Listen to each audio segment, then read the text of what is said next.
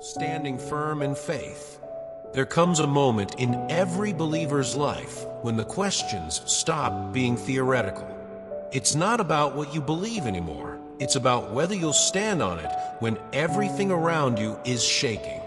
Maybe that moment comes when walking with God means losing a relationship you've cherished for years.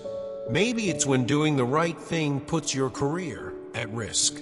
Or maybe it's when you're so deeply hurt that forgiveness feels almost impossible, but you know in your heart that it's what God is asking of you. You see, faith isn't proven when life is easy. Faith is proven when you can't see the road ahead, but you choose to trust the one who promised to lead you anyway. And here's the challenge. All of us, at some point, lean on crutches. We might not call them that, but they're anything we put our hope in apart from God. For some, it's a bank account balance. For others, it's their own talent or intelligence. It might even be the comfort of hearing an expert's opinion over opening the Bible and hearing God's voice. The problem with crutches is they give us the illusion of stability until the day they break. Money can vanish, people can fail, our abilities can fade. But Jesus never fails.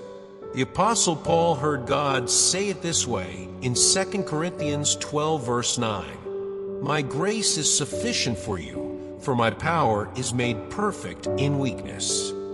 And that's the point. You won't truly know His grace is enough until you let go of every other source of security and lean entirely on Him. It's a scary prayer to pray, but a powerful one. Lord, remove everything I'm leaning on that isn't you. Show me that you alone are enough. And when you dare to pray that way, something happens. The ground under your feet becomes solid in a way it never was before, because you're standing on a rock that cannot be shaken. The words of Isaiah 40 verse 29 become your reality. He gives strength to the weary and increases the power of the weak. So let me ask you, what crutch might God be asking you to lay down today? What just-in-case backup plan is holding you back from fully trusting Him? Because the truth is simple but life-changing. Man will fail you. People will fail you. Things will fail you. Money will fail you. But Jesus Christ will never fail you. A prayer of dependence on God. Let's take a moment and turn that truth into prayer. Father, be with me in the storms of life.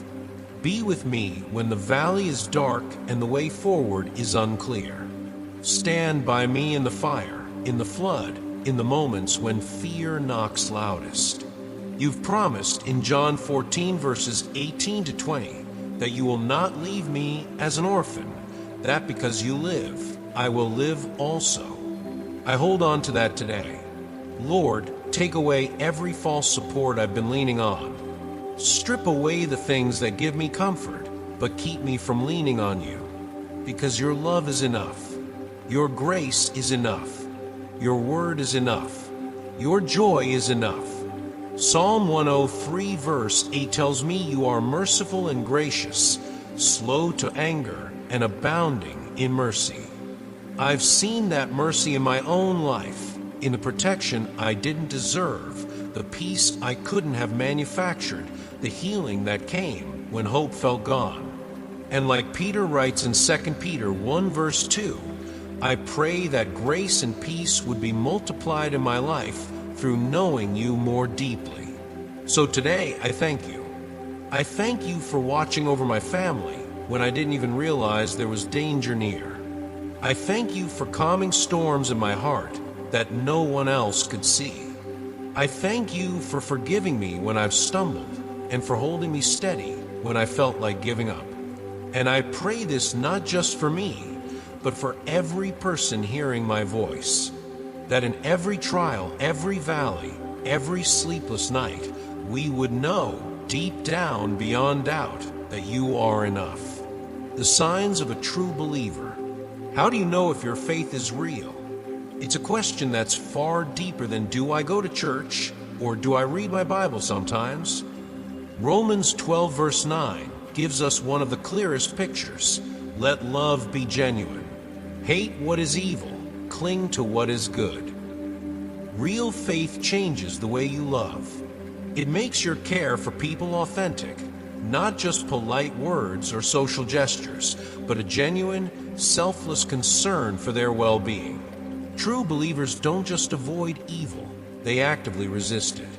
And it's not about being perfect or self-righteous. It's about seeing evil for what it is, something that destroys lives, robs joy, and breaks intimacy with God.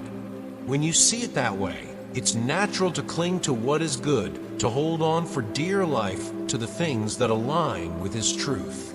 Romans 12 verse 16 reminds us to live in harmony with one another and to resist the temptation of pride.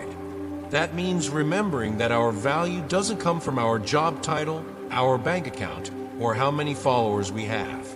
It comes from something unshakable, the fact that we are made in the image of God. When you truly believe this, you can love people across every divide, race, class, background, political view, because you see them as God sees them. And let's be honest, that's not always easy. Some people will hurt you. Others will misunderstand you. But a true believer chooses forgiveness over grudges, compassion over coldness. 1 Corinthians 10 verses 31 to 33 gives another marker: doing everything for the glory of God and avoiding unnecessary offense. It's living in such a way that people can see your faith without you having to announce it. Your kindness, your patience, your willingness to forgive, they become a sermon that speaks louder than words. Think about it.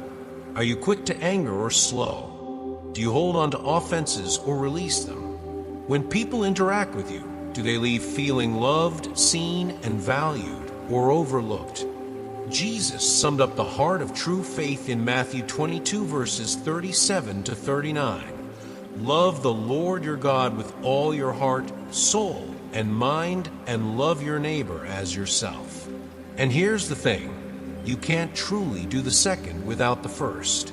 The more you love God, the more capacity you'll have to love people. That's the mark of a life transformed. God's love for the outcast. When you read the Gospels, one thing jumps out. Jesus had a habit of sitting with the people others avoided. In Mark 2 verses 15 to 17, we see him at a table, surrounded by tax collectors and sinners. In that culture, those were the people polite society crossed the street to avoid. But Jesus didn't keep his distance. He moved toward them. He met them where they were, with truth and love. Why? Because he came for the sick, not the healthy. He came for the broken, not the self-sufficient. And that matters because if we're honest, we've all been that outcast in some way. Maybe not socially, but spiritually. All of us have moments where we know we're not enough, where we can't earn our way into God's approval. And that's exactly when His love shines brightest. Lamentations 3 verses 22 to 23 says His mercies are new every morning. That means no matter how far you've fallen, you can't exhaust His grace. You can't run out of second chances with Him. But here's something many people miss. God's love isn't just about making us comfortable. Life with Him isn't a promise of smooth roads. In fact, James 1 verses 2 to 4 tells us to consider it pure joy when we face trials, because those trials build endurance and spiritual maturity. It's a hard truth. God cares more about your growth than your comfort. He's not trying to keep you in a bubble where nothing ever challenges you. He's trying to shape your soul so it can stand strong no matter what the world throws at it. Think of it like a tree in the wind. Without resistance, its roots stay shallow. But when the storms come, those roots are driven deeper into the soil. That's what trials do for our faith. They push our roots deeper into Him. So, if you feel overlooked today, if you feel like you don't belong, or like your life is too messy for God to care, remember who He chose to spend His time with. He is not ashamed to draw near to the broken. In fact, that's where he does some of his best work. And maybe that's the invitation for you right now, to stop hiding your scars and start letting him heal them. To trust that his love runs deeper than your failures. And to believe, even in the middle of the trial, that he's growing something strong and unshakable in you. The two greatest commandments. When Jesus was asked to sum up all of God's law, he didn't give a list of rituals or a checklist of moral behaviors. Instead, he gave two commands that sound simple, but if you take them seriously, they will transform every part of your life. The first, love the Lord your God with all your heart, with all your soul, and with all your mind. That means loving God with your emotions, with your inner being, and with your thoughts. It means your love for him isn't just an hour on Sunday or a verse you share on social media. It's the center of your life. His desires shape your decisions. His word guides your path. Here's a truth I've learned the hard way. You can only love God with all if he's your greatest love. If there's something you love more, your comfort, your image, your plans, it will eventually compete for your heart. And sooner or later, that thing will pull you away. The second commandment, love your neighbor as yourself. That doesn't just mean being nice when you have the energy. It means genuinely caring about the well-being of others' body and soul. It means helping when it's inconvenient. It means praying for them even if you're not sure they'd ever pray for you. It means sharing the good news of Jesus when the door opens because their eternity matters. And here's the link between the two. You can't fully live out the second unless the first is in place. If God is your deepest love, his love will overflow from you, and you'll find yourself loving people in ways you never thought possible. So maybe today, ask yourself, is God truly my first love? And if he is, how is that love showing up in the way I treat people? The conditions for a changed life. There's a verse in 2 Chronicles 7 verse 14 that's both a promise and a process. It says, "If my people who are called by my name will humble themselves and pray and seek my face and turn from their wicked ways, then I will hear from heaven, and I will forgive their sin and will heal their land." That's not just about a nation. It's about us, our families, our hearts, our personal lives. And God lays out 3 clear steps. First, humble yourself. That means admitting that you're not in control, that your strength, your cleverness, your track record aren't enough to fix everything. It's laying down your pride and saying, "God, I need you more than I need my next breath." Second, pray and seek his face.